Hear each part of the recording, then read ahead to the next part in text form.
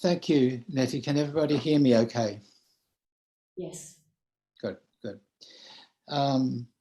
Yes, first of all, I'd just like to thank you, Nettie, for this invitation to talk to the group and to say how lovely it is to be sitting with you at Twining Vines Zen Centre for the first time on this beautiful Sunday morning.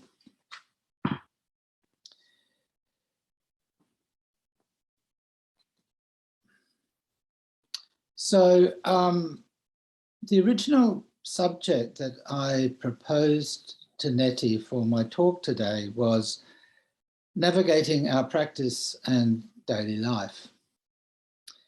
And what I was intending to do was to look at certain key texts such as Dogen's Genjo Koan, Linji's 4 Propositions, Dongshan's 5 Ranks,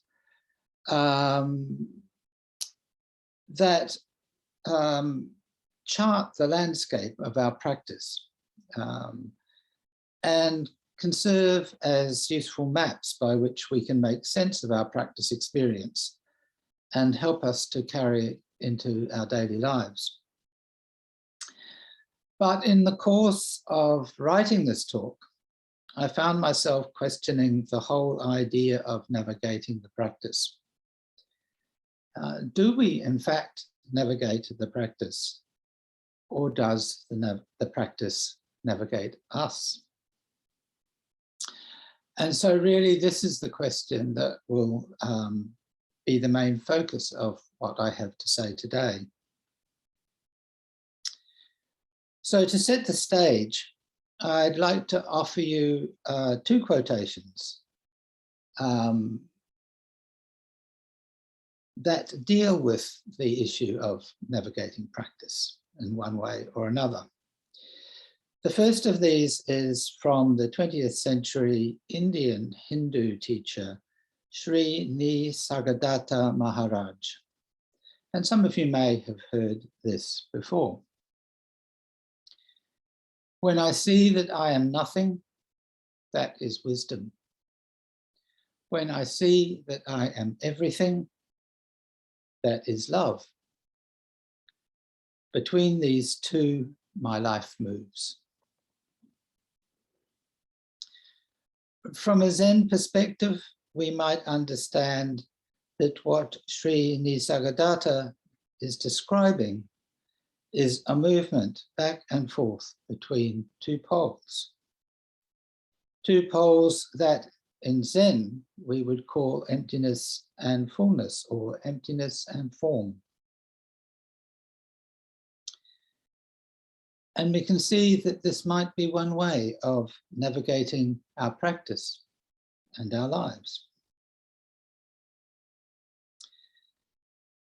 My second quotation, which is also clearly about navigation, because it talks about boats, which of course is the basis of the term navigation. This occurs in the undivided activity, the Zenki chapter of Dogen Zenji's Treasury of the True Dharma Eye, or Shobo Genzo. And this is Stephen Heine's translation. While sailing along by using the vessel's rudder and pole, I do not exist apart from the boat, and the boat functions as a vehicle because I am riding in it. At just such a moment, life makes me what I am, and my activity fulfills the life of all things that contribute to that fleeting instant of the boat's movement. And I'll come back to these 2 quotations and look at them in a little more detail shortly. But when I began reflecting on this question of whether we navigate our practice or whether it navigates us. I found myself somewhat unexpectedly reflecting on my earliest days of practice, which actually began before I took up Zen practice with Yamada Koen Roshi. I did my first session in the early 1970s at a monastery in the north of England called Throstle Hole. Throstle Hole was affiliated with Shasta Abbey, which was established by G.U. Kennett Roshi. And you may know her as the author of the book Selling Water by the River. The instruction that I received at that first session was very simple. It was simply just sit. Then after a second session at Throstle Hole, a year later, I went to Japan for work to pursue my research into Chinese and Japanese music history. And I took advantage of being in Japan to become a student of Yamada Koen Roshi in Kamakura. As part of our initiation into that Sangha, which is known as the Sambo Kyodan, we studied 4 introductory lectures written by Yasutani Hakuen Roshi. Again, some of you may know these lectures because they were translated and published by Philip Kaplow in The 3 Pillars of Zen. These talks made it abundantly clear that in Yasutani Roshi's view, the primary purpose, the highest aspiration of Zen training should be to awaken to our self-nature. But the instruction that I received about how to do Zazen was just like the instruction that I received at Throstle Hole. Very simple. They involved working with the Koan Mu and went as follows. The long version is Ki Mu to your breath, give it your entire attention and let everything go. The shorter version is just Mu. Tada Mu. Tada Mu was a phrase that we heard again in the Zendo. As time's gone on, and the years have passed, I've become even more appreciative of the simplicity of these instructions. Dogen or the Throstle Hole instruction, just sitting, Yamada Roshi's just move. The fewer ideas we have about practice, the more likely we are to awaken.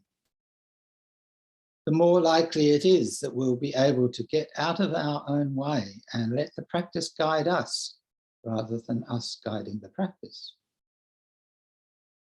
Awakening is not knowing. It's beyond ideas and concepts. If we can think that we can strategize our way into it, then we're mistaken. Whatever makes us think we know what we're doing. When, however, we follow those simple instructions, just sit, just move, with all our hearts, we are able to cut off the mind road and we will, sure as eggs are eggs, wake up. Some people, I know, find the very simplicity of these instructions challenging. For example, the well-known Theravadan teacher, Patrick Carney, and I'm sure that he won't mind repeating what he said because he said it publicly many times. Patrick sat with Robert Aitken Roshi for several years, but in the end he got completely fed up with being given no meditation instruction beyond just move. And in the end, he abandoned Zen and went off to Burma to ordain as a monk and to learn meditation technique. And this meditation technique is the center of Patrick's teaching. It's one of the main focuses. And he teaches it very skillfully and very successfully. But it is not Zen. Sri Nisargadatta's approach, for all its simplicity and beauty, is also not Zen. Navigating between the twin poles of form and emptiness may be useful, particularly after an initial awakening, the Kensho or Satori. But to try to guide ourselves to an experience of emptiness using his method seems to me quite futile. If we do this, all we will do is to fill our minds with the very thoughts and concepts that get in the way of waking up to our true nature and the realization of emptiness. Those simple instructions, just sit, just move, are, moreover, not only useful in bringing us to realization, but they also remain our fundamental method, even after awakening. Why? Because even after awakening, we constantly fall into delusion and need to regularly renew our insight through the zazen of just sitting or just move. The many other aids that we have at our disposal, Dharma talks, discourses by masters such as Dogen Zenji or Dongshan or Hakuin, koan study practice, sutra study, and so on, guide us in bringing our practice to maturity. But in the end, they are no substitute for the fundamental practice of Zazen, just sitting and just move. We might find them useful maps as we navigate the way, but in the end, it's important to remember that what they map is totally insubstantial as a cloud. How can you possibly map something that has no ongoing shape or existence? In effect, what Sri Nisargadatta describes is a movement back and forth between wisdom and love, or as I think we would say in Zen, between wisdom and compassion. Wisdom tells us that we are nothing. That is, that nothing, ourselves included, has any ongoing substantive existence. And in Buddhism, we refer to this as no self or emptiness. The Buddha called them anatta and shunyata.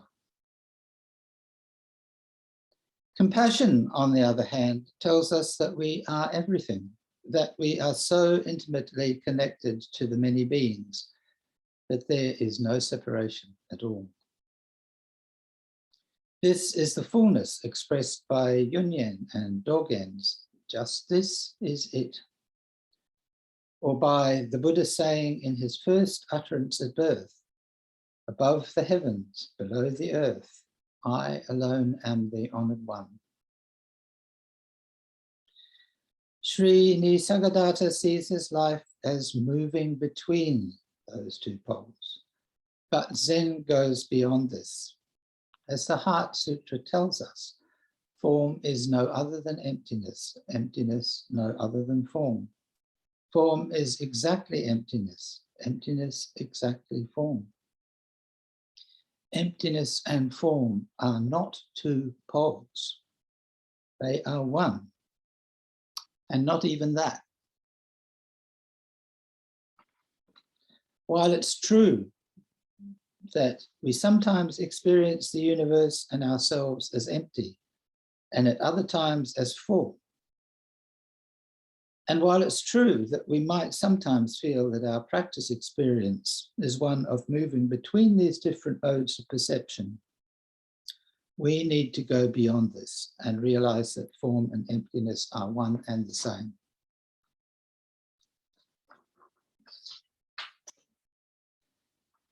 The oneness of form and emptiness is the focus of one of my favorite koans, a dialogue between two brother monks, Yunyan and Daowu. Yunyan is sweeping the temple courtyard when Daowu appears and says, "You're working hard." Yunyan responds, "But you should know that there is one that does not work." The one who does not work here points in the direction of no self and emptiness. But Daowu will have none of this. "Are you saying there are two moons?" he replies. "That is, are you saying that there are two realities?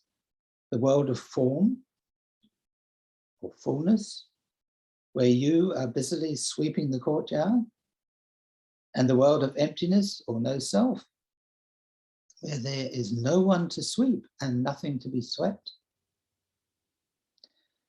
Yunyan thrusts out the broom and roars, "How many moons is this?"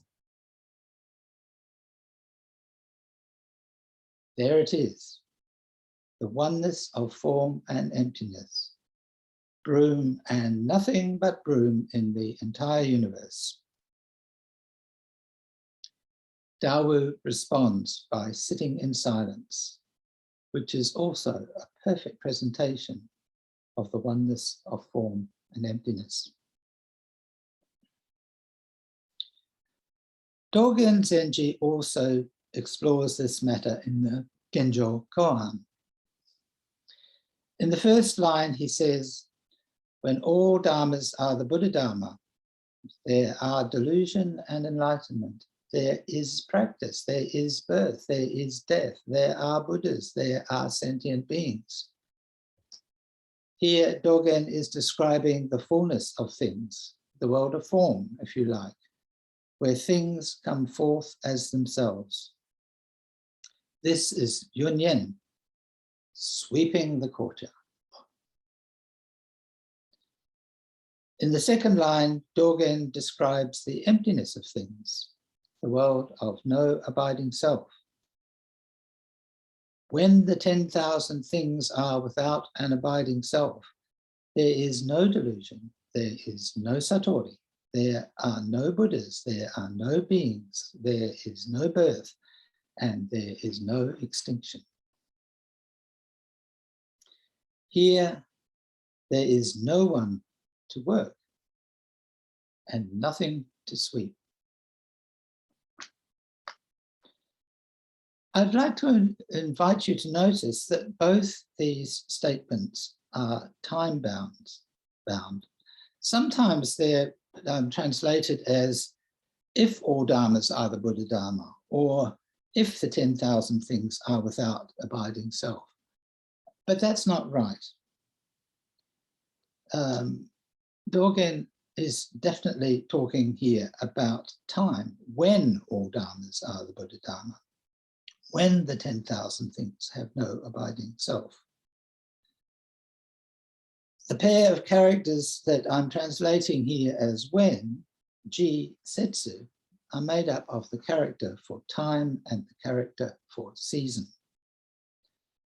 When all dharmas are the Buddha Dharma, when the 10,000 things are without an abiding self. Sometimes it's full, sometimes it's empty. These are the two poles between which Sri Nisargadatta navigated his life.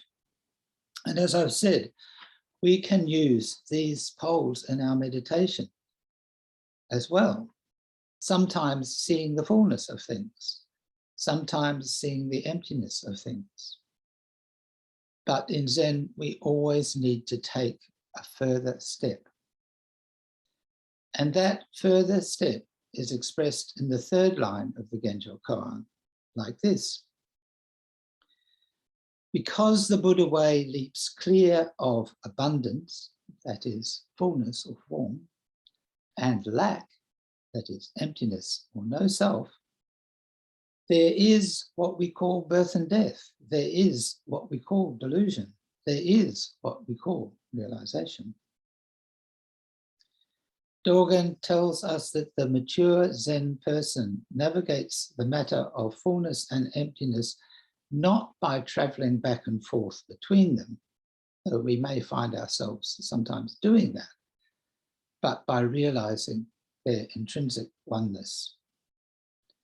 In Dogen's radical formulation, even birth and death, even delusion and realization, are liberated from the conceptual constraints that give them an appearance of permanence, and they are free to be truly themselves, just birth, just death, just delusion, just realization. In my translation of this third line of the Genjo Koan, I inserted the phrase, what we call. So I said, because the Buddha way leaps clear of abundance and lack, there is what we call birth and death. There is what we call delusion. There is what we call realization. And I borrowed this phrase, in fact, from the Diamond Sutra, which uses what we call, this phrase, what we call, to distinguish between mountains as concepts, that is, as apparently substantive mountains, and living mountains that have been liberated to be truly themselves, what we call mountains. We could equally place them in inverted commas, mountains in inverted commas, birth and death in inverted commas, delusion and realization in inverted commas. I'd also invite you to notice the vitality of Dogen's language here. The great way leaps clear of abundance and lack, leaps clear of form and emptiness. To realize in this way, to attain the practice of total absorption, of total intimacy, requires great vitality.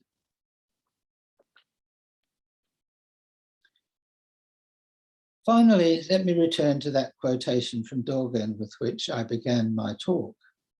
It is, as I said earlier, a good example of how in Zen we both navigate our practice and are simultaneously navigated by it. Dogen's extraordinary use of poetic language allows us to see that it is not, in fact, a matter of one or the other. Navigating the practice is being navigated by the practice. So this is the quotation again. While sailing along by using the vessel's rudder and pole, I do not exist apart from the boat, and the boat functions as a vehicle because I'm riding in it. At just such a moment, life makes me what I am, and my activity fulfills the life of all things that contribute to that fleeting moment of the boat's movement. The boat here, of course, represents the practice. It is like the raft, which in the traditional Buddhist metaphor, we are carried across from the shore of delusion to the shore of realization. But for Dogen, we and the practice are not separate. He clearly says, I do not exist apart from the boat. When we realize this non-separation of ourselves and our practice, we realize that the practice makes us what we are. The practice does us. But at the same time, we do the practice. In Dogen's words, our activity, that is the activity of this very moment, fulfills the life of all things that contribute to that fleeting instant of the boat's movement. That fleeting movement of practice. So please, pay attention to this fleeting moment of practice. If we remain awake to it, it will remain awake to us.